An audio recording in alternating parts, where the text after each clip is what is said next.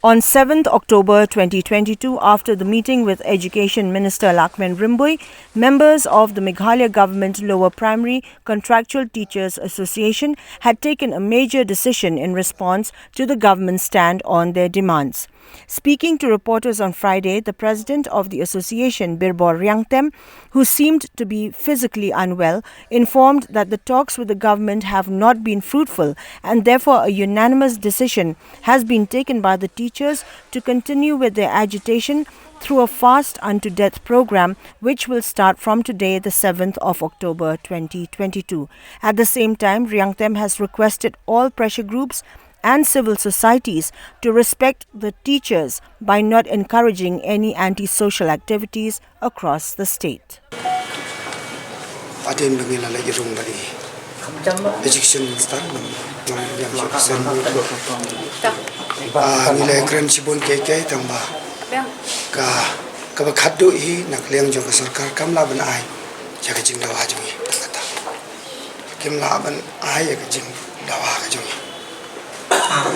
Kadau lor gani khambar jiwa la pun kiba kadon kajing kabala kadau pe target pe jengi omba dai namar ka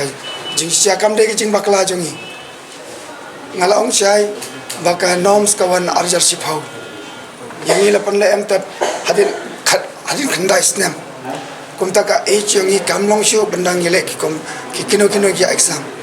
telang karpat bakani kade kamde ki jing bakla jongi kade ki jing bakla jong ka sarkar to watla kataru yang sai ba nakaliang jongi sarkar nyamla penira pi ke pat ka rai ka bapin rai jongi ka bakhadu lomba banle ching ru kam don jing ta yang ya songang ti